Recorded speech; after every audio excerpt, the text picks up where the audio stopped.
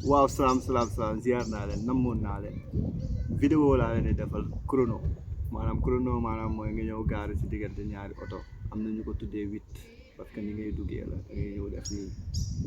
gaare loolu mooy chrono instant bi dama gaare ba pare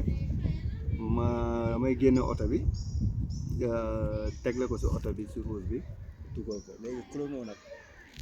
nuñ koy defee maanaam boo génnee bay gaare da ngay dem ba tolloog oto bi boo tolloog oto bi distance bi ngay bàyyi nag day tuuti maanaam yaa oto bi da ngeen tolloo mais du yaatu nii parce que bu yaatoo boo duggee du jub léegi il faut nga wàññi distance bi nga war a tolloog oto bi nga war a gaare si ginnaaw léegi boo añeere da ngay añeere ba toll si middle oto bi xaaju oto bi nga war a gaare si ginnaaw da ngay añeere ba toll ba nga xam ne nii sa kanamu oto catu oto bi day ñëw ba si kanamu oto bi ba si diggu oto bi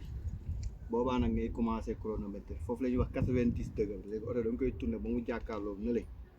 angle 90 degré nga añeer soo añeeree ba jekk ko ba nga xam ne yow yaa ngi en même temps yaa ngi xoolaal sa rétroviseur pour oto bi nekk sa ginnaaw boobaa nag ngay commencé braqué pour delloo léegi loolu ma wax nii yëpp moom laay ñëw def en même temps si caméra bi xaaral léegi daal naa oto bi damay añeer ko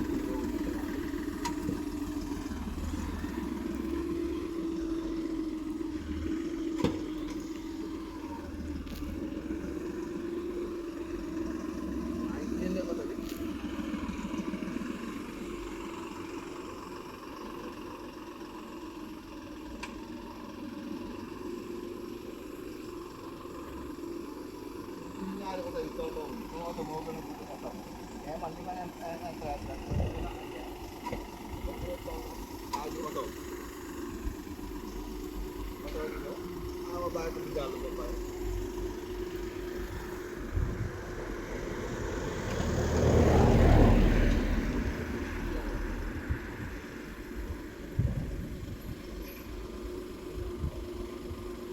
tolloo naa xaaj naa oto bi sama oto xaaj na oto léegi nag xaaj bi nag damay braqué pour am angle bi mooy tax ne léegi nii balaa may commencé braqué damay añeer ñu laay añeeree ba pare commencé di delloo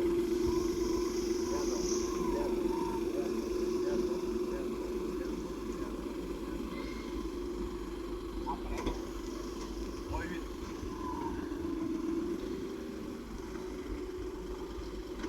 lii mooy huit gaare naa naaj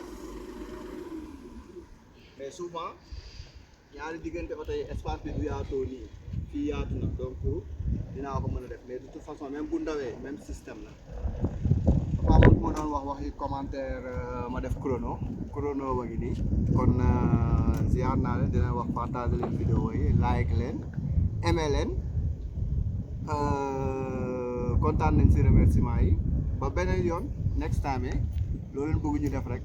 def leen ko en commentaire buñ ko gisee dinañ ko def allez ciao ciao next time